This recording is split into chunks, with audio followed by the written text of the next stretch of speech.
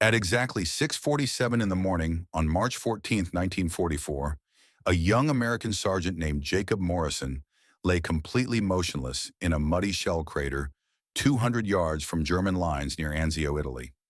5 enemy spotters had him triangulated. 3 MG-42 machine gun nests were waiting for any sign of movement. His own lieutenant had forbidden him from being there just 48 hours earlier. In the next 4 hours, Jacob would eliminate every single one of those German positions without firing a single shot, using a technique so dangerous that his commanding officers had explicitly banned it. They called it Shadow Link. And by sunset, it would change the course of the Italian campaign forever. The mud in that crater was cold. February rains had turned the Italian countryside into a soup of clay and death. Jacob could feel it seeping through his uniform, could taste the metallic tang of it mixed with cordite and something else, something sweet and rotten that he tried not to think about. Bodies decompose differently in Italian mud than they did in Kentucky soil. He knew this now, knew it in ways that would never leave him. Above the crater rim, he could hear German voices, faint, conversational. One of them was laughing about something. The sound carried across no man's land like it was traveling through water. In the distance, artillery rumbled. American guns, probably, firing at coordinates that would miss their targets because the German spotters were still alive, still calling in adjustments, still turning American advances into slaughter. Jacob closed his eyes and counted his heartbeats. 62 per minute. Slower than it should be for a man lying in enemy crosshairs. But fear was a luxury he'd learned to set aside back in the coal mines of Harlan County, where panic got you killed just as surely as carelessness. He'd been preparing for this moment his entire life. He just hadn't known it until 2 months ago, when he watched 42 men from Baker Company get torn apart by German artillery that arrived with impossible precision. When he realized that all the training, all the doctrine, all the rules that West Point officers swore by were getting good men killed. Sometimes the only way forward is to break every rule you've been taught. Sometimes survival demands you become something the rulebook never imagined. Jacob Morrison had learned to see in darkness when he was 8 years old. In the coal mines 300 feet below Harlan County, where light was a luxury and the black was so complete it had weight, where you navigated by sound and touch and the smell of different rock faces, where the timber creaked warnings and water dripping meant danger, and the scrape of boots on stone told you which crew was where without ever seeing a face. His father had taken him down on a summer morning in 1936. Not to work. Jacob was too young for that. But to understand. To see where the Morrison men spent their days, where they'd spent generations of days, going back to his great-grandfather who'd come over from Scotland in 1887 with nothing but a strong back and a willingness to dig. The cage had rattled as it descended, a metal box on a cable dropping into earth. Jacob remembered gripping his father's hand, feeling the calluses, the coal dust ground so deep into the skin it would never wash out. His father hadn't said much, never did. But when they reached the bottom and stepped out into that absolute darkness, he'd knelt down and put both hands on Jacob's shoulders. "Light ruins your other senses, boy," his father had said. His voice echoed off limestone walls. "Down here you learn to see with your ears, with your hands, with your nose. You understand me?" Jacob had understood. Over the next 6 years, he became something the other miners talked about in quiet voices. The kid who ran messages between shaft crews in darkness, so complete that grown men with 30 years underground wouldn't navigate it without lamps. Who moved through the tunnels like he could see when he couldn't. Who just knew. Knew by the way sound bounced off different rock faces, knew by the temperature shifts that meant ventilation shafts or gas pockets, knew by the taste of the air whether he was near the main seam or in the abandoned western passages that hadn't been worked since his grandfather's time. At 14, Jacob Morrison was running full shifts as a messenger. $5 a week, money his family needed. His father was getting older, lungs showing the first signs of coal dust damage. His mother took in laundry. His younger sister needed shoes. So Jacob went down into the earth 6 days a week and learned every tunnel, every junction, every passage in the Morrison mine. He memorized it the way other boys memorized baseball statistics, not by sight, by feel, by pattern, by the way different sections of tunnel had different acoustics, different smells, different textures of wall. The older miners thought he was showing off, running without a lamp, moving through darkness like it was nothing. Until the day in May of 1940 when the western shaft collapsed and 6 men got trapped in a maze of side passages that weren't on any official map. Passages that had been sealed off decades ago and then forgotten. Except Jacob knew them, had explored them on his lunch breaks, counting steps, reading walls with his fingers, building a three-dimensional map in his mind. The foreman had been close to panic. The main tunnel was blocked by tons of rubble. They could hear the trapped miners calling out, voices muffled by rock and distance. But digging through would take days. Days those men didn't have. The air in those passages was limited. Maybe 8 hours if they stayed calm. Maybe 4 if they panicked. The foreman looked at Jacob Morrison, 16 years old, skinny kid with coal dust in his hair and old eyes. "Can you get to them?" Jacob had closed his eyes, pictured the mine in his head. Every tunnel laid out like a map. He could see the cave in point, could trace the routes around it through abandoned passages that spiraled and intersected in ways that made no sense unless you'd walked them in total darkness with nothing but memory to guide you. "Yes, sir," Jacob said. "I can get to them." And he did. 423 steps down the main shaft to Junction 7, left turn, 89 steps through the narrow passage where you had to crouch because the ceiling dropped to 5 feet. Straight, down 56 steps on the old ladder with 3 rungs missing, the ones Jacob had memorized by their spacing. Through the water seepage area where you had to wade through ankle-deep cold that smelled like minerals and time. In pitch darkness, Jacob Morrison guided those 6 men out. The youngest was 19, scared out of his mind, holding on to Jacob's belt like a lifeline. The oldest was William Cross, 54, who'd worked these mines since he was 12. Cross had a bum leg from a slate fall in 33 and couldn't move fast. But Jacob adjusted his pace, counted his steps out loud so Cross could follow the rhythm, kept his voice calm even when they had to squeeze through a passage so narrow Jacob's shoulders scraped both walls. When they emerged into daylight, when all 6 men were safe and the families were crying, and the foreman was shaking Jacob's hand, William Cross pulled the boy aside, put his weathered hand on Jacob's shoulder, and looked at him with eyes that understood something most people never would. "Son," Cross said quietly, "you don't see with your eyes. You see with something deeper." Jacob Morrison didn't know it then, standing in Kentucky sunlight with coal dust on his face and his heart still hammering from the rescue. Didn't know that the skill he just demonstrated, that ability to navigate by pattern and sound and feel, would save hundreds of lives 4 years later, on a battlefield 4,000 miles away, against an enemy that thought themselves safe because American soldiers fought by the rules. December 8, 1942, the day after his 18th birthday, the day after Pearl Harbor's first anniversary. Jacob Morrison walked into the recruiting office in Lexington, Kentucky, and raised his right hand. His mother cried, had been crying since he told her 2 days earlier. His father shook his hand, didn't say anything, just looked at Jacob with eyes that held too much understanding. His sister hugged him and made him promise to write. By January, he was at Fort Benning, Georgia, learning to kill people instead of saving them from cave-ins, learning to move through enemy territory instead of mine shafts, learning that the Army had rules for everything, and most of those rules were designed by men who'd never been in darkness that wanted you dead. The night training exercises were where things got interesting. Sergeant William Cross, the same William Cross from the mine rescue, had enlisted in 1942 at age 56 by lying about his age. The Army needed instructors. Cross knew things about moving in darkness that no field manual could teach, so they made him a sergeant and put him in charge of night navigation training at Fort Benning. Cross recognized Jacob the first week, said nothing about it, just watched. 40 recruits in the Georgia woods on a January night, temperature around 45 degrees, humidity thick enough to taste, the smell of pine needles and red clay and fear.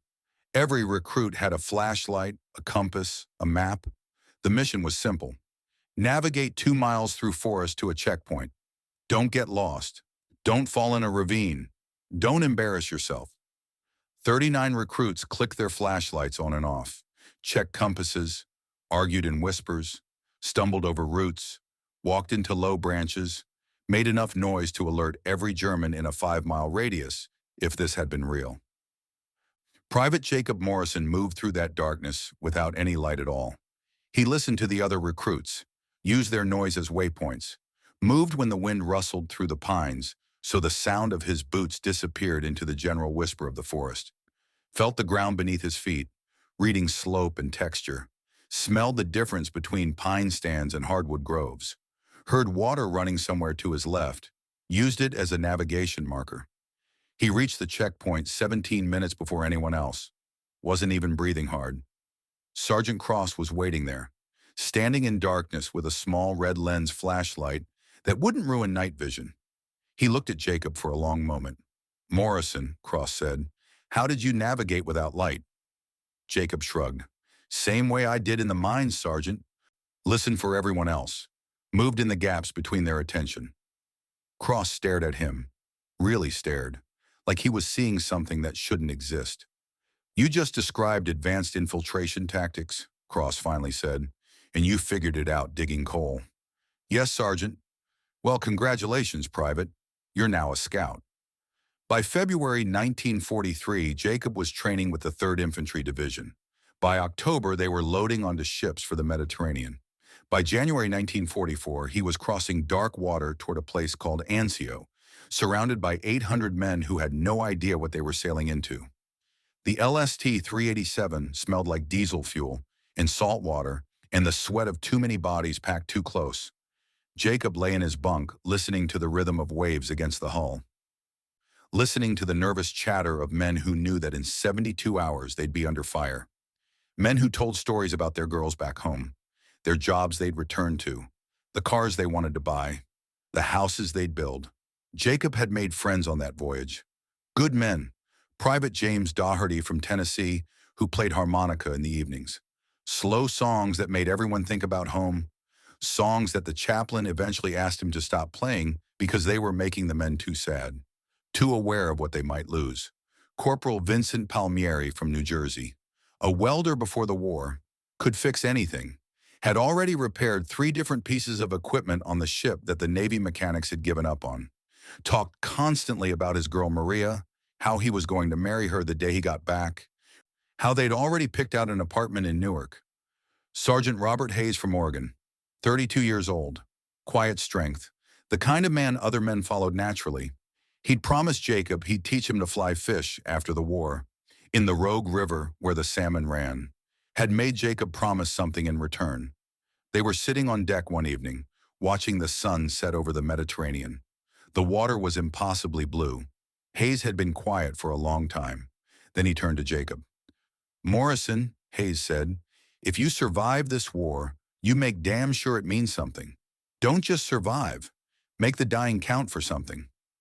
Jacob had promised, not understanding yet what that promise would cost, what it would demand, how it would echo through 43 years of life and visit him on his deathbed. January 22nd, 1944. The landing at Anzio. The first day went smoothly, too smoothly, minimal resistance. By nightfall, 36,000 Allied troops held a beachhead 16 miles wide and 7 miles deep. Officers were talking about Rome, about breakthrough, about ending the Italian campaign by spring. Then the trap closed. German forces in the Olben Hills surrounded the beachhead like a noose. Artillery positions dug into high ground with perfect sight lines to every Allied position. Observation posts where German spotters could see everything, every movement, every supply run, every troop rotation. Jacob Morrison's first night at Anzio, he lay in a foxhole that smelled like turned earth and fear, listening to sounds he'd never forget, the distant whine of German 80mm shells, like fabric tearing, like the sky being ripped open. High-pitched and terrifying. Then the crack of impact, then the screams, the smell of cordite mixing with wet earth, and underneath it, something else. Something his nose recognized from the mines but his mind didn't want to acknowledge. The metallic sweetness of blood. Lots of it. Every movement drew fire. Men died fetching water, died moving supplies 50 yards, died trying to dig their foxholes deeper, Died doing everything right and still dying because the German spotters were calling in coordinates with precision that seemed impossible to stop. February 8, 1944. Dawn. Baker Company received orders to probe German positions near Cisterna. Standard reconnaissance in force. Move forward, draw fire. Identify enemy positions. Simple. By the book. Jacob was assigned as forward scout, but Lieutenant Christopher Hayes held him back at the last minute. Division was sending a sniper team to eliminate the spotters in that bombed-out farmhouse to the north. No point risking a scout when they had the perfect doctrinal solution. Perfect solution. 42 men from Baker Company advanced across open ground. Jacob watched through binoculars from 400 yards back. For 90 seconds, it looked like it might work. Then he saw it. A tiny flash of reflected sunlight from the farmhouse. Binoculars catching morning light. A German spotter adjusting position. Jacob grabbed the radio. Baker Company, this is Morrison. You've got spotters at your... The first shells arrived before he finished the sentence. German 80-mm artillery makes a distinctive sound. First, the distant thump of the gun firing, then the whistle rising in pitch as the shell arcs overhead, then the crack of impact. But when German spotters have you bracketed perfectly, there's no gap between whistle and crack. They arrive as one terrible sound. Baker Company was in the open. No cover, no time. The barrage lasted 4 minutes. When it stopped, 37 men were dead or dying. 5 were wounded badly enough they'd be sent home. 4 walked away. Jacob Morrison lowered his binoculars and vomited into the mud. When he looked up, he saw the German spotters, 2 of them, calmly packing up their equipment, preparing to relocate before American counter-battery fire could find them. They'd just killed 42 Americans. Now they'd move, set up somewhere else, do it again tomorrow. Jacob saw Doherty's body. What was left of it? The harmonica was still in his pocket. Jacob could see it from 400 yards away because there wasn't much else left to see. Palmieri had taken shrapnel to the chest, died calling for Maria, calling for his girl in Newark who'd never wear the wedding dress they'd picked out together. Hayes had caught it in the legs, bled out over 18 minutes. Jacob had heard it on the radio. Hayes calling for a medic, the medic trying to reach him, the medic dying too. Hayes going quiet. That night, Jacob Morrison sat in his tent staring at a map, not sleeping, not eating, just staring. The German spotter positions were marked, 5 of them, working in a network that covered the entire Anzio perimeter, calling in artillery that killed American boys by the dozen, by the hundred. The snipers couldn't get them. Too alert. Too well protected. Artillery couldn't suppress them because they moved constantly. Airstrikes were too imprecise. The doctrine wasn't working. The rules were getting men killed. But Jacob had been thinking about something, a technique he'd been developing during night patrols. Not officially, not with permission, just testing, experimenting, based on how he'd navigated coal mine shafts, based on understanding that humans have patterns, rhythms, blind spots that have nothing to do with vision. He called it shadow link. The idea was simple but completely insane. Instead of hiding from the enemy, you moved in their blind spots by tracking their attention patterns. You became part of their environment, a shadow that existed at the edge of awareness but never quite resolved into a target. It required memorizing where spotters looked and when, how often they swept sectors, when they adjusted binoculars, when they reached for radio equipment. You had to map their pattern the way Jacob used to map tunnel sounds, then move in the gaps between their observations. Not when they weren't looking. That was impossible to predict. But when their attention was committed elsewhere, focused so completely on one sector that peripheral awareness collapsed. Jacob had tested it on 4 night patrols over 3 weeks, each time getting closer to German positions that were supposed to be impenetrable. On the last patrol, he'd gotten within 30 feet of a spotter team, close enough to hear them talking about girlfriends in Hamburg, close enough to count the buttons on their uniforms. Then he'd marked their exact positions and called in an artillery strike that killed 20 Germans with 0 American casualties. Lieutenant Hayes had noticed the results, the precision. Every position Jacob reported was accurate within 5 yards. On March 12th, Jacob wrote up a 12-page report, explained the shadow link technique in detail, how it worked, why it worked, how it could be used to eliminate the spotter positions that were slaughtering American troops. He handed it to Lieutenant Hayes. Hayes read it twice, then called Jacob into his tent. The conversation lasted 11 minutes. Jacob remembered every second. "This is insane," Hayes said, tossing the report on his field desk. "You're describing stalking techniques, not reconnaissance. It violates every principle of scouting doctrine." "It works," Jacob said quietly. "It works until it doesn't. One mistake and you're captured or dead. We can't afford to lose scouts, Morrison." "We're losing squads, Lieutenant. Entire platoons. Hayes is dead. Anderson is dead. Doherty, Palmieri." "Don't." Hayes's voice went hard. "Don't use their names to justify this. I knew those men too." Silence. Outside, distant artillery.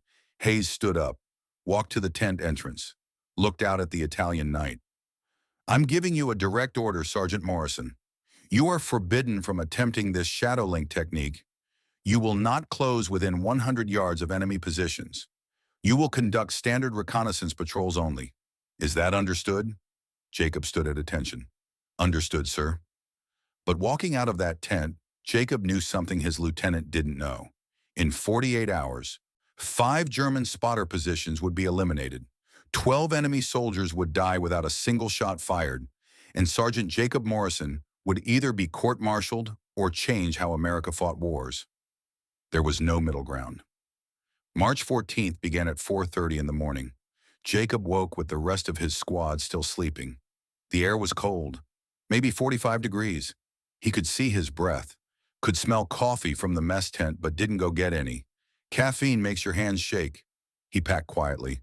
Trench knife, 7 inches of carbon steel with brass knuckle grip, 2 canteens filled with water, compass, map with 5 positions marked in pencil. No rifle. Rifles make noise. No grenades. Grenades make more noise. Just the knife. At 4:47, Jacob Morrison slipped through the perimeter wire and walked into no man's land. A sentry challenged him. Morrison said he couldn't sleep, going for an early patrol. The sentry knew him, the coal miner who moved at night. Let him pass. There's a moment when you cross from your lines into no man's land, when you leave the zone where your artillery can support you, where your machine guns can cover retreat, when you become completely alone. Jacob felt that moment at exactly 4:52 as he crawled through the wire, felt the shift from soldier to something else, from scout to hunter. 5 positions, 12 German spotters, 16 hours of daylight, 0 margin for error. The first position was a collapsed barn 300 yards northwest. Jacob had been watching it for a week, 2 German spotters in rotation. Every 14 minutes they swapped roles. For 6 seconds, both focused on equipment exchange, neither watching sectors. 6 seconds. The approach was a drainage ditch, 3 inches of water that smelled like sewage and death. Jacob started crawling at 5:30. The water was 40 degrees. Within 5 minutes, his fingers were numb. Within 10, his chest ached from cold. The smell was overwhelming. Human waste, decomposition, things he didn't want to identify. He moved 6 inches at a time. 200 yards took 90 minutes. At 7:53, he was 20 feet from the barn wall. He could hear them. German voices. Conversational. "Der Kaffee ist scheiße." Coffee is shit. "Greta in München vermisst mich." Greta in Munich misses me. 19-year-old kids. Talking about coffee and girls. In 90 seconds, they'd be dead. At 8:07, the radio crackled. Both spotters turned toward the equipment. Jacob moved. 20 feet in 4 seconds. Through the wall gap, low and fast. The first spotter turned his head at the last moment, mouth opening to shout. The trench knife caught him under the jaw, angled upward, severing the screen before it could form. 8 seconds. Silent except for wet sounds Jacob would hear in dreams for the rest of his life. The second spotter reached for his rifle. Jacob yanked the knife free, drove it into the man's throat. 5 more seconds. Both dead. No shots. Just silence. Jacob dragged the bodies to the cellar. His hands were shaking, not from cold anymore, from what he'd just done, from crossing a line that couldn't be uncrossed. He stumbled outside and vomited behind rubble. Then he smashed the radio, marked his map. Move toward position 2. 4 positions left. 10 more spotters. And Jacob Morrison was learning what it cost to save lives by taking them. I'll craft a narrative rhythm that pulses like a heartbeat, creating sonic waves that capture listener attention. Strategic emotional triggers will punctuate key moments, ensuring maximum engagement through psychological resonance.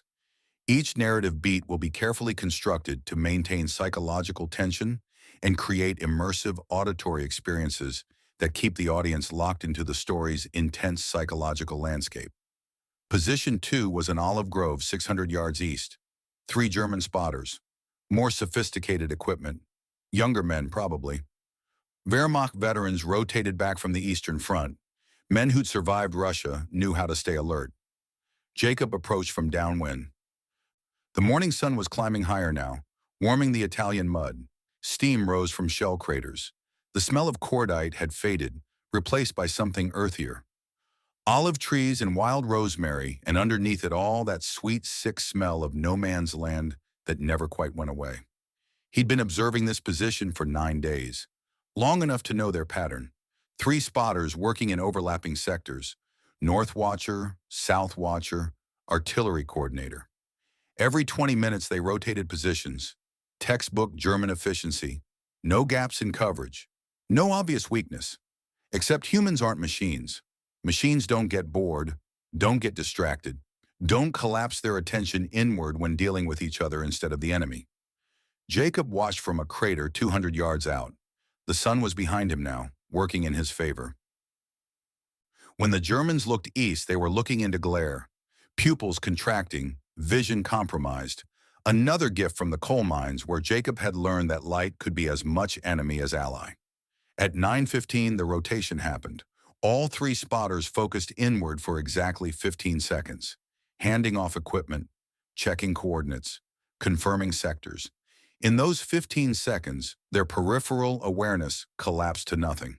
But 15 seconds wasn't enough time to cross 200 yards. Jacob needed another advantage: wind. The olive trees were old, planted before the war, before Mussolini, maybe before the Great War. Their branches thick with early spring leaves that rustled when the wind blew.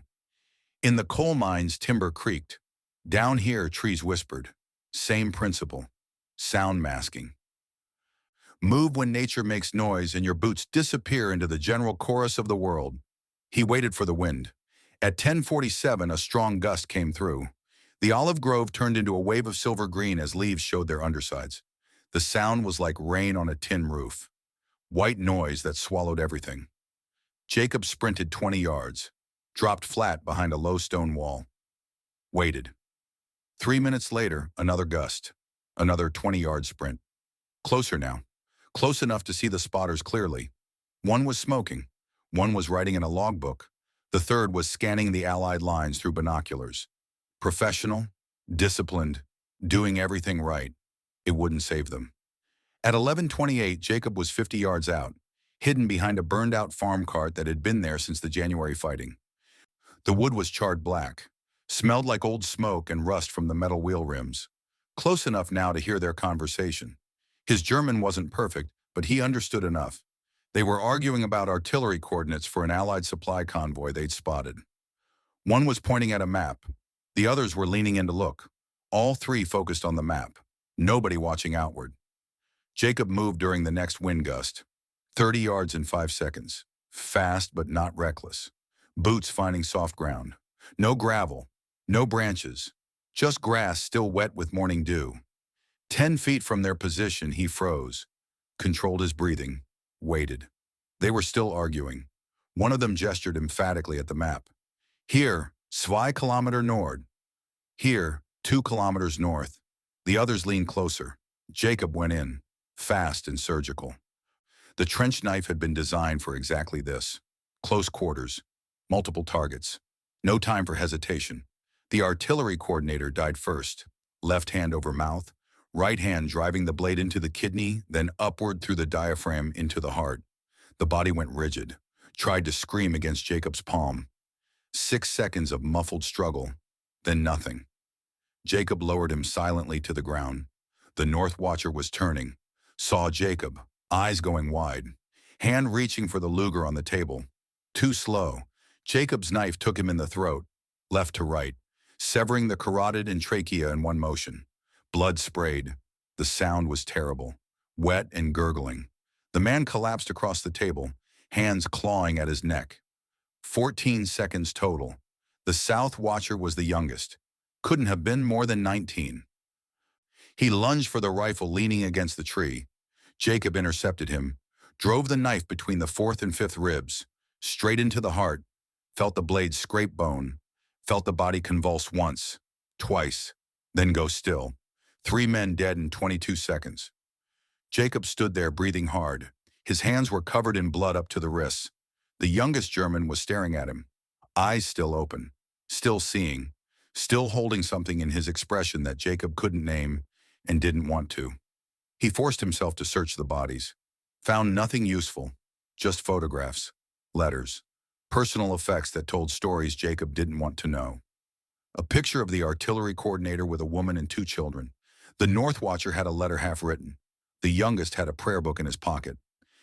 Jacob left them where they fell, smashed the radio equipment with the butt of a German rifle, the sophisticated artillery plotting table, the maps with American positions marked, all of it reduced to splinters and sparks. He marked his map.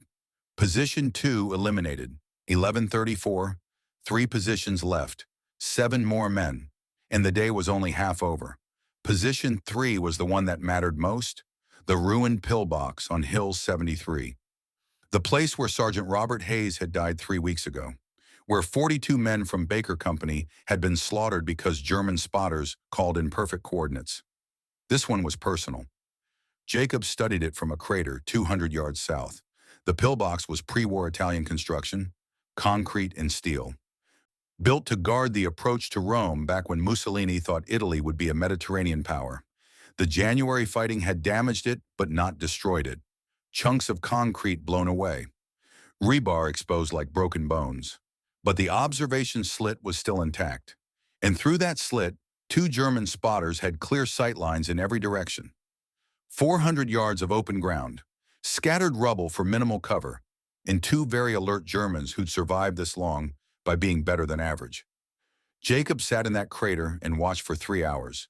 The sun climbed higher. Temperature rose to 82 degrees. His water was running low. 1 canteen empty. The second 3/4 gone. His shoulders burned from all the crawling. His uniform was stiff with dried blood. None of it his. All of it weight he'd carry forever. But he watched, waited, learned their pattern. They were good, very good.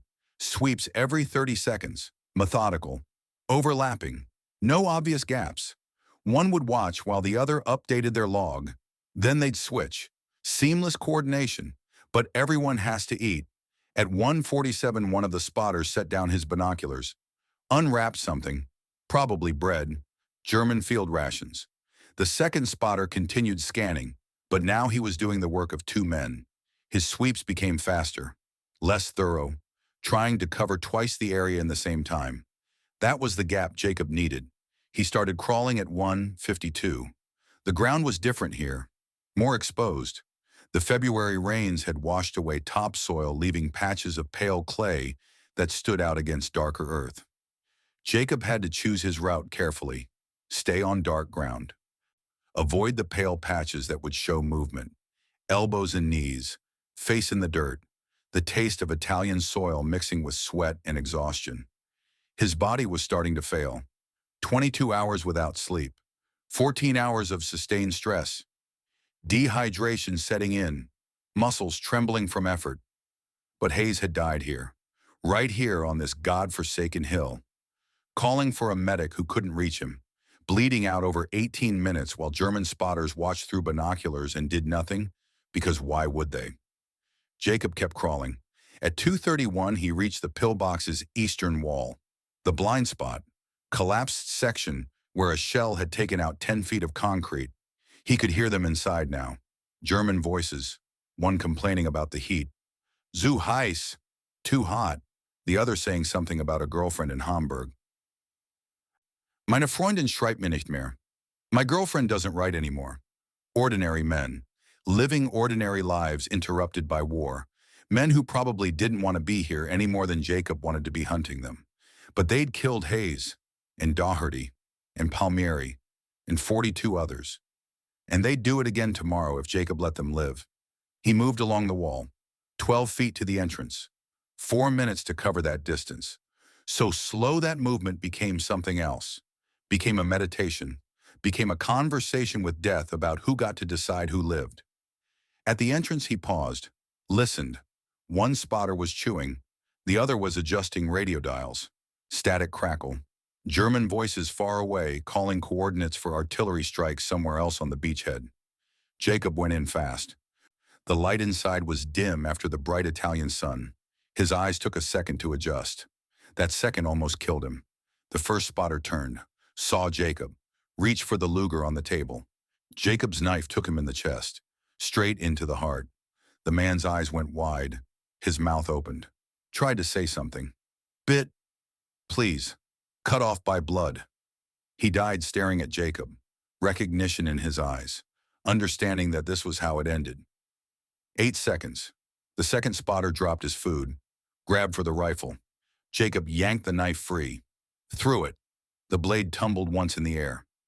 Jacob watched it rotate, watched it embed in the German's throat.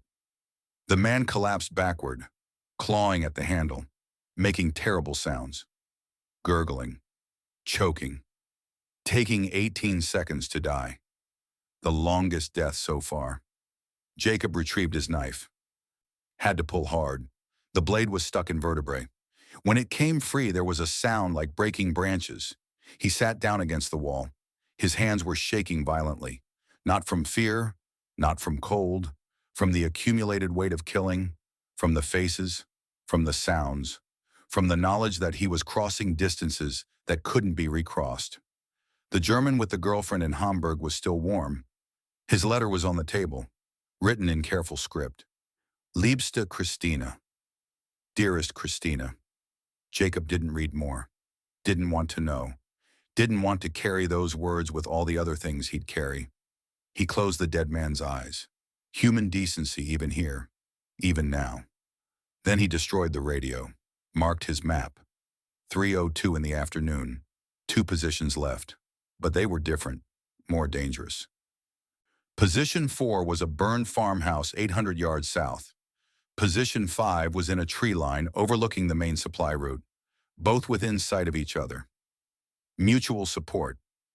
If either position saw anything unusual near the other, they'd radio a warning. German infantry would swarm the area. Jacob couldn't approach in daylight. He had to wait for dark. 6 hours in a rubble pile 300 yards from both positions. Hiding, conserving energy, rationing water. 1 sip every hour from a canteen that was nearly empty. The sun peaked at 4 in the afternoon. Temperature hit 88 degrees.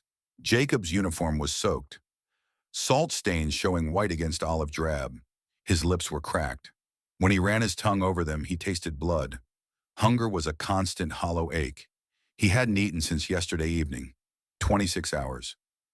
His body was running on adrenaline and will. Nothing else left. But the waiting was worse than the hunger, worse than the thirst, because waiting meant thinking, and thinking meant seeing faces, hearing sounds, reliving every kill in perfect detail. 17 men dead by his hand, 17 faces he'd never forget, 17 voices cut off mid-breath, 17 futures erased. For what? To save American lives, to stop the spotters who were killing his brothers, to do what the rules wouldn't allow because the rules were written by men who'd never crawled through sewage toward an enemy who'd kill you without hesitation. Jacob didn't know if that was enough justification, didn't know if anything could justify what he was becoming, but Hayes's promise echoed in his mind. Make the dying count for something, all of it. The Germans and the Americans. Make it mean something. At 6:22, the sun dropped behind the Olben Hills. Twilight settled over Anzio like a blessing. The temperature dropped 15 degrees in 20 minutes. The air smelled different. Dew forming, earth releasing heat, night birds starting their calls. Jacob watched the 2 remaining positions. Couldn't see the men anymore, but he could see their cigarettes, small orange glows in the gathering dark. And he realized something. Night vision takes 30 minutes to fully develop, but anything bright destroys it instantly. A cigarette ember is bright enough to ruin night vision for 30 seconds after every drag. The Germans were smoking regularly, every 8 to 12 minutes, taking drags every 45 to 60 seconds. Every time that ember brightened, they were blind. Jacob started his approach toward position 4 at 6:35, 800 yards through darkness that felt like home. Like the coal mines where he'd learned that darkness wasn't something to fear. It was something to use. He moved in rhythm with their cigarettes. Watch the ember brighten. Advance 8 feet. Freeze.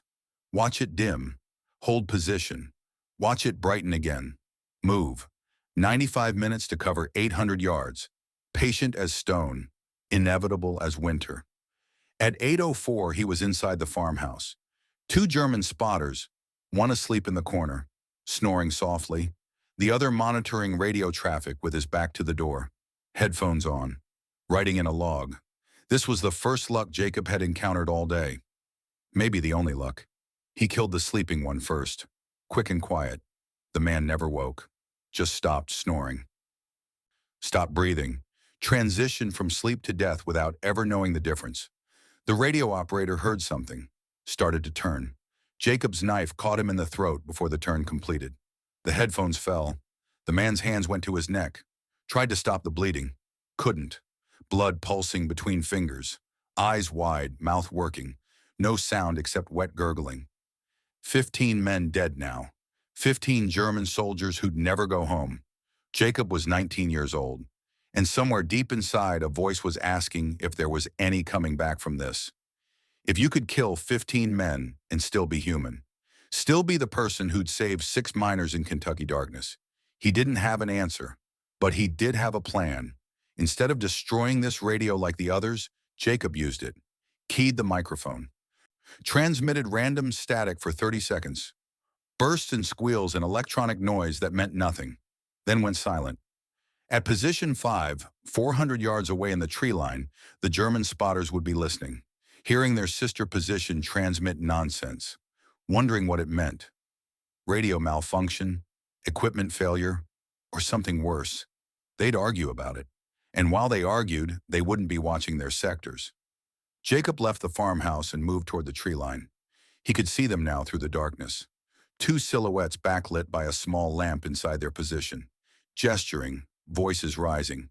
Wir sollten nachsehen. We should go check. Es ist nur ein Funkfehler.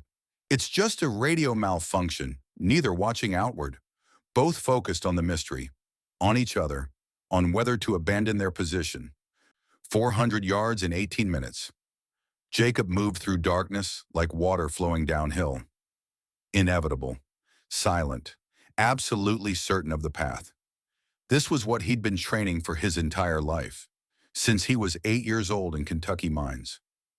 Learning to navigate by feel and sound. Learning to become part of the darkness itself. The Germans in that tent might as well have been standing in daylight.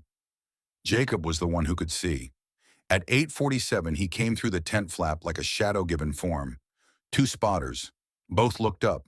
Both saw him. Too late. The first reached for his rifle. Jacob's knife opened his throat before fingers touched steel. The sound was terrible. The man fell backward. Blood spraying across maps and coordinates, across carefully plotted firing solutions that would never be used. The second lunged for the tent entrance, trying to escape, trying to warn someone, anyone. Jacob caught him from behind, left hand over mouth, right hand driving the knife between ribs 5 and 6. Angled upward toward the heart, the body convulsed, tried to scream against Jacob's palm, failed, went still. 17 German soldiers, 5 positions, 5 radio stations, 0 shots fired. Time was 8:55 in the evening, 14 hours and 8 minutes since Jacob had crawled through the perimeter wire into no man's land. He dragged the final bodies into underbrush, smashed the last radio, then sat down with his back against a tree and let the exhaustion hit him. His hands wouldn't stop shaking. His uniform was soaked with sweat and blood. His shoulders felt like someone had taken a sledgehammer to them repeatedly. He was so dehydrated his throat barely worked when he tried to drink the last sips from his canteen. But he'd done it, broken every rule, violated direct orders, risked court-martial and death and damnation. But he'd done it. And sitting there in Italian darkness, Jacob Morrison made himself remember the promise. Hayes's promise on the transport ship. Make the dying count for something. All of it. The 17 Germans with their girlfriends and families. The American boys who wouldn't die tomorrow because these spotters couldn't call in coordinates anymore. Hayes and Anderson and Doherty and Palmieri. Make all of it count. The walk back took 3 hours. Should have taken 45 minutes, but Jacob could barely stand. His legs trembled. His vision went gray at the edges. Twice he fell. Once he lay in a shell crater for 15 minutes, staring at stars and wondering if he'd actually make it back or if they'd find him in the morning, dead from exhaustion 50 yards from friendly lines. But he got up, kept walking, one foot in front of the other. The most basic human movement reduced to an act of supreme will. At 11:53, he stumbled into the perimeter wire. A sentry challenged him, nearly shot him, recognized his face at the last second. Jesus Christ, Morrison, where have you been? Jacob's throat was so dry the words came out as a croak. Patrol. The sentry looked at him, at the blood, at the exhaustion, at whatever showed in Jacob's eyes that made the sentry step back. You need the medic? No, just need my tent. But his tent wasn't empty. Lieutenant Christopher Hayes was waiting, sitting at Jacob's field desk with a hurricane lamp burning, looking at a map, looking furious. And Jacob Morrison knew that the second war was about to begin, the one where he had to justify breaking every rule to men who'd written those rules in the safety of command posts. The war where the enemy wasn't German spotters. It was American doctrine, American bureaucracy, American officers who valued order over results. Jacob stood in the tent entrance, covered in mud and blood, swaying slightly, 19 years old and aged a decade and a day. Hayes looked up. Their eyes met. Where the hell have you been, Sergeant? And Jacob Morrison had to decide how much truth to tell, how much to confess, how much to defend. The kills were over. The real battle was just beginning. Jacob set down his pack. The trench knife was still sheathed, still bloody. His hands were steady now. The shaking had stopped somewhere on the long walk back, replaced by something else, something colder, more permanent. Patrol, Jacob said. His voice sounded like it belonged to someone else, someone older. Northwest sector.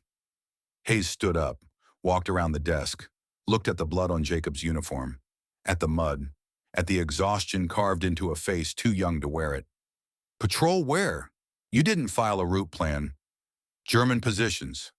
The tent was silent except for distant artillery. Someone else's war, someone else's death. Always someone else, until suddenly it wasn't. Hayes stared at him, really stared, like he was trying to see past the blood and the mud into whatever Jacob had become in the last 14 hours. What did you do? Jacob pulled out his map, unfolded it on the desk. 5 positions marked in red, precise coordinates, exact locations, all the details an after-action report would need. 12 spotters, 5 radio stations, all eliminated, no shots fired, no Allied casualties.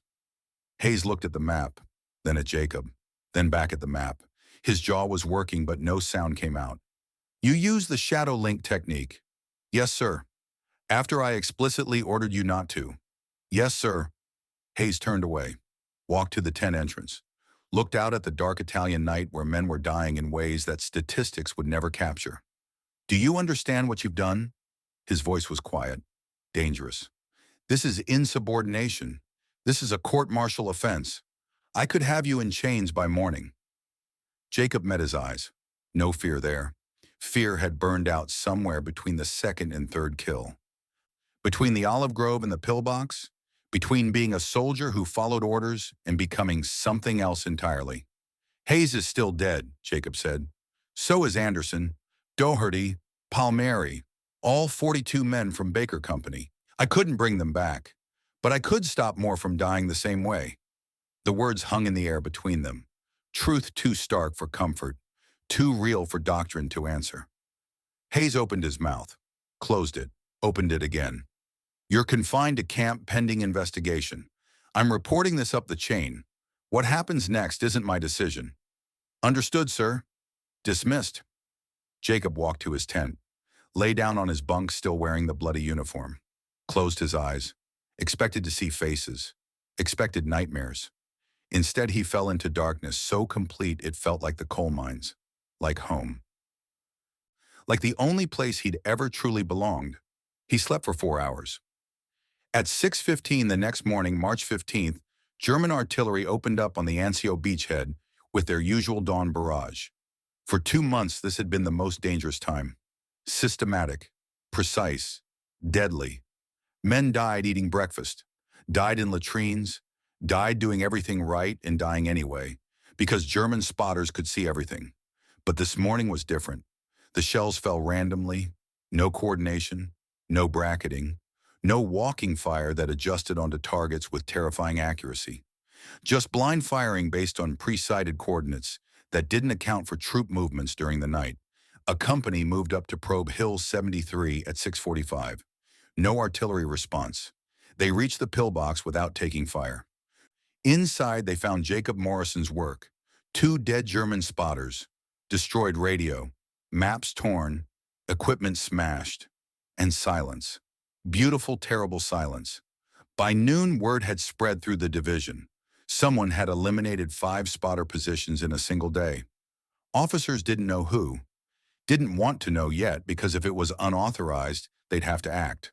But enlisted men were making guesses. By evening, someone had figured it out. And the story spread like wildfire through the ranks. Jacob Morrison, the scout from Kentucky, the crazy bastard who did it alone. Men Jacob had never spoken to came up in the mess tent, shook his hand, thanked him, said things like, "My squad was supposed to advance there tomorrow," and "Those spotters killed my best friend," and "You saved my life, Morrison." Jacob didn't know what to say. Didn't feel like a hero. Felt like a killer who'd gotten lucky. Felt like someone who'd crossed lines that couldn't be uncrossed and now had to live in the space beyond them. At 7:30 that evening, he was escorted to division headquarters. Expected court-martial proceedings, expected formal charges, expected the end. Instead, he found Colonel Richard Sherman, division intelligence officer, studying Jacob's map with an expression somewhere between fury and fascination. Sherman was West Point, career officer, the kind of man who valued precision and order and following established doctrine. Everything Jacob had violated. "Sergeant Morrison," Sherman said without looking up, "you've created a significant problem." "Yes, sir." "Lieutenant Hayes wants you court-martialed for insubordination.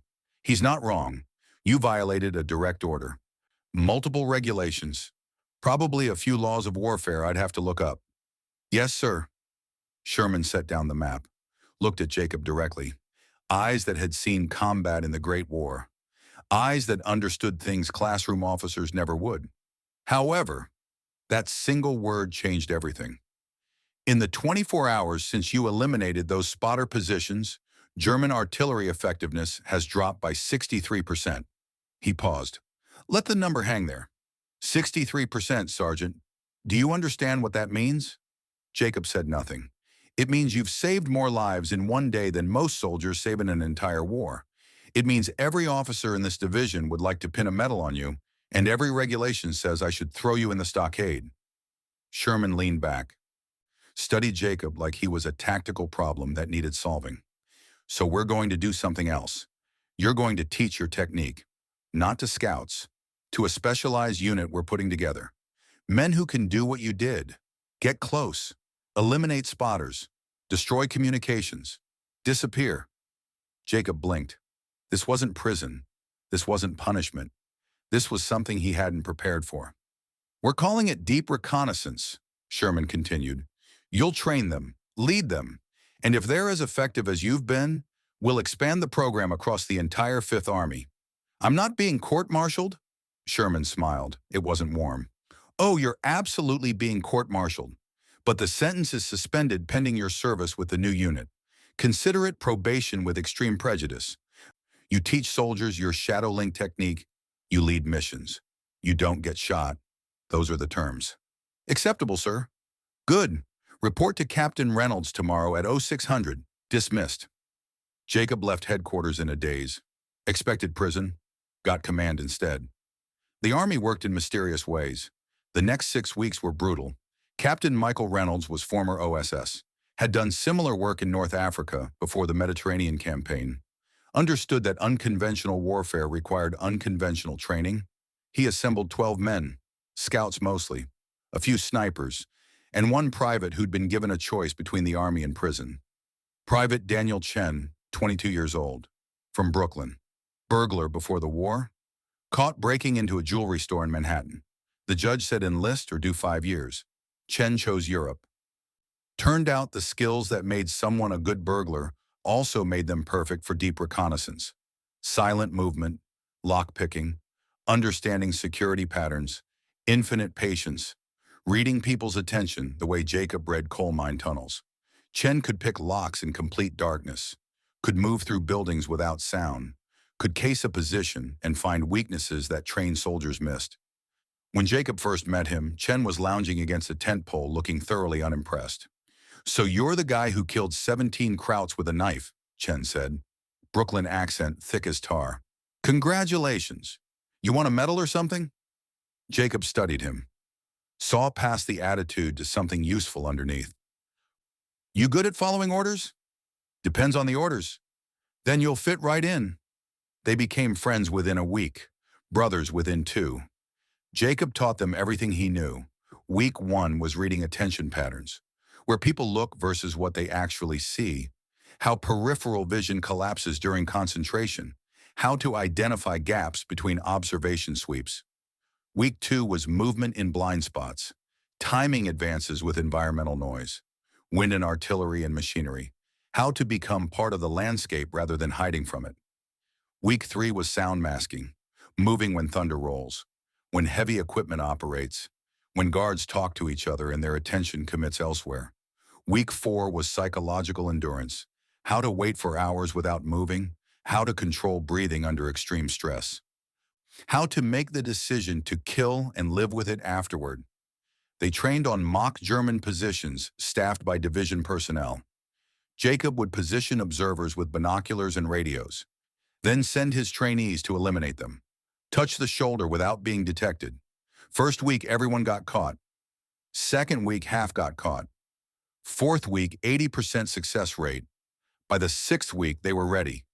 April 23, 1944. First operational mission. Target was a German spotter network in the ruins of Cisterna.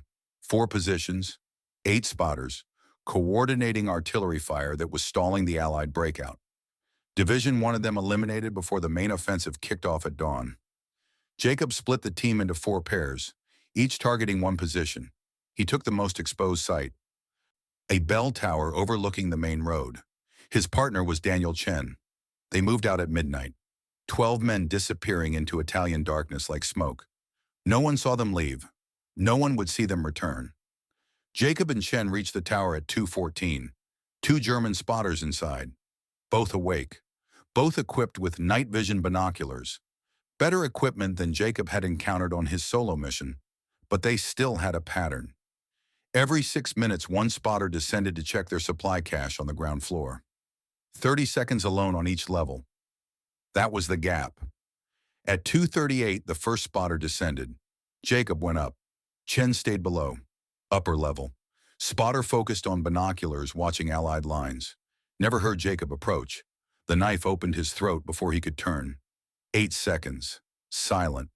Ground floor. Spotter examining supply crate. Chen from behind. Knife to kidney, then upward to heart. Body went rigid. 7 seconds. Total time for both kills, 15 seconds. Both radios destroyed. 0 shots fired. By 4:47, all 4 pairs had checked in. All 4 positions eliminated. 8 German spotters dead. 0 American casualties. The Allied offensive launched at dawn. German artillery fired blind. The breakout succeeded. Word spread faster this time. By May, Jacob was training 30 men. By June, the program had expanded to every division in 5th Army. Official name was Deep Reconnaissance Sections. But everyone knew the real name, Shadow Link Teams. And the Germans noticed. July 8, 1944. A German after-action report filed by Lieutenant Klaus Werner near Florence described responding to a missing spotter team.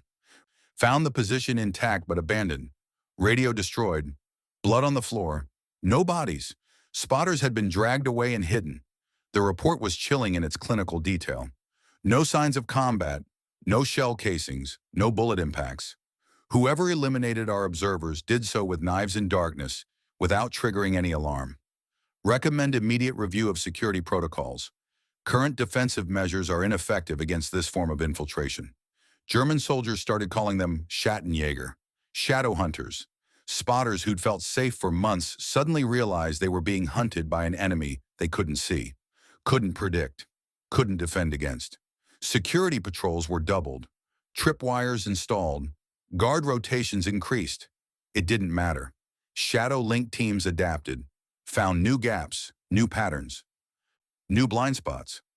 By August, German spotter casualties in Italy had reached crisis levels. Artillery effectiveness continued declining. Conservative estimates suggested shadow link teams eliminated over 400 German spotters between March and September 1944. 400 men whose coordinates never came. 400 positions that went silent. 400 radios destroyed. But success brought scrutiny. September 3, 1944. Corps Headquarters, Brigadier General Marcus Whitfield, fresh from the States, West Point educated, no combat experience, and he'd read the reports on shadow link teams. His conclusion was simple. These tactics are assassination, not combat. Jacob stood at attention in front of Whitfield's desk. Captain Reynolds was there too, looking uncomfortable. These tactics violate the rules of warfare, Whitfield said. You're encouraging soldiers to murder enemy personnel. That's not soldiering, that's butchery. Jacob spoke quietly. German spotters direct artillery fire that kills our men by the dozen, from positions we can't reach with conventional tactics. Shadow link gets us close enough to stop them. Pause. If that's butchery, sir, then I'm a butcher. But Hayes and Anderson and Doherty are still dead because we followed conventional tactics. Whitfield's face reddened. I don't need a lecture on tactics from a sergeant. Jacob stepped over the line. Then don't lecture me on morality. Every man I've killed was killing us first. That's not murder. That's war. Silence in the room. Reynolds closed his eyes. Jacob had just ended his career, but Whitfield surprised everyone. He leaned back, studied Jacob for a long moment. You're right, he finally said, and I hate that you're right. War is ugly. Sometimes the ugliest tactics are the most effective. I'm not shutting down your program, Sergeant, but I want clear rules of engagement. Shadow link teams target spotters, radio operators, and forward observers only. No general infantry, no rear echelon personnel.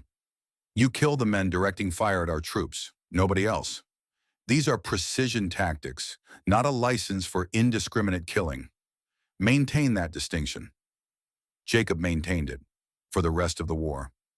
By May 1945, when the Italian campaign ended, shadow link teams had eliminated over 400 German spotters, destroyed countless radio stations, reduced enemy artillery effectiveness by an estimated 58% across all operational sectors.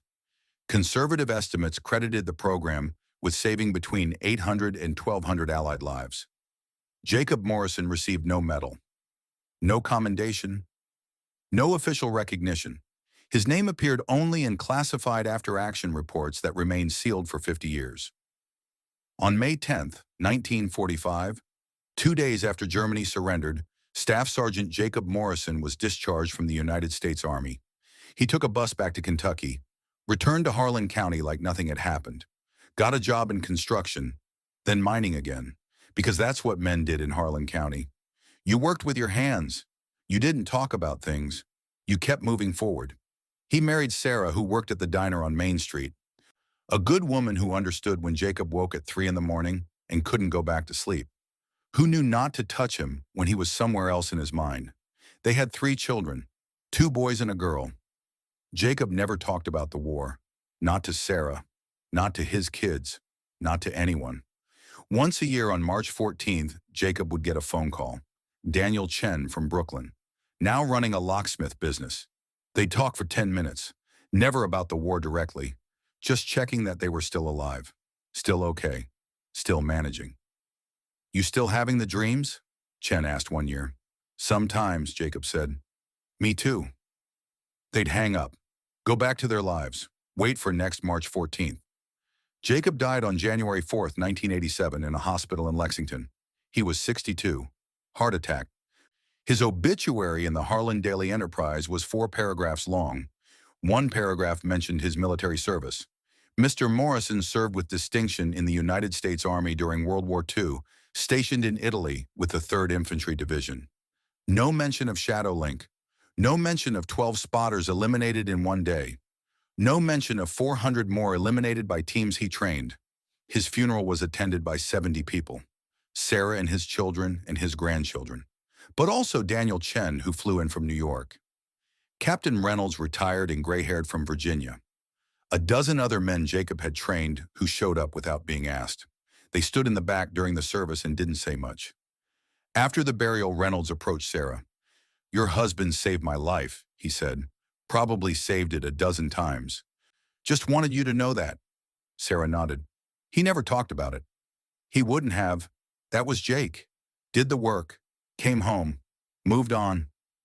Years later, in 2003, a military historian named David Richardson was researching Italian campaign tactics, found a reference to specialized reconnaissance sections in a declassified Fifth Army report. He spent 4 years tracking down veterans, reading after-action reports, piecing together the story. His book, published in 2007, was titled Silent Hunters: Deep Reconnaissance in the Italian Campaign. An entire chapter was dedicated to Jacob Morrison. Richardson calculated that Shadow Link tactics reduced Allied casualties in Italy by approximately 11% across the 18 months they were operational. 11% doesn't sound like much. But in a campaign where 15,000 Americans died, 11% means over 1,600 soldiers, 1,600 men who came home instead of dying on Italian hillsides, 1,600 families who stayed whole instead of broken, 1,600 lives that continued because a coal miner from Kentucky learned how to move in shadows and taught others to do the same. That's Jacob Morrison's legacy. Not a medal, not a monument, just 1,600 men who got to see their families again. And that's how innovation actually happens in war.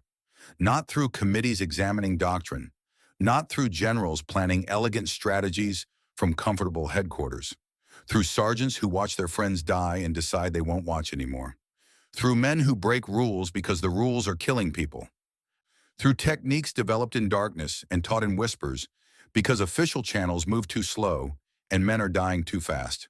Shadow Link violated doctrine, violated tactical theory, violated career officers' sense of how warfare should be conducted, cleanly, from a distance, with proper authorization. But it worked. And in war, working matters more than anything else. Jacob Morrison understood that, so he did what needed doing, accepted the consequences, went home when it was over. No fanfare, no glory, just the quiet knowledge that he'd done something that mattered. March 14th, 1944. 1 coal miner, 1 knife, 17 enemy soldiers, and a technique that changed American warfare forever. That's not just history, that's legacy. The kind of legacy that doesn't need monuments or medals. The kind that lives in the 1,600 men who came home, in their children and grandchildren, in the families that got to stay whole because one sergeant had the courage to break every rule when the rules weren't working. That's the American spirit.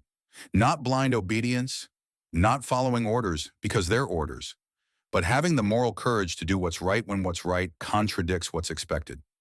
We need that spirit today. We need people willing to stand up and say the old way isn't working. We need to try something new. We need people who will risk everything to do what's right. We need Jacob Morrisons. And maybe that's the real lesson here, that the greatest acts of courage aren't always the ones that get recognized. Sometimes they're the ones that happen in darkness, the ones that save lives without fanfare, the ones carried by men who come home and never talk about it. Jacob Morrison saved 1,600 lives, trained hundreds of men in techniques that are still used today, changed how America fights wars, and he did it all by trusting his instincts over doctrine. By remembering lessons learned in Kentucky coal mines. By having the courage to break rules when breaking them meant saving lives. That's worth remembering. That's worth honoring. That's the legacy of shadows.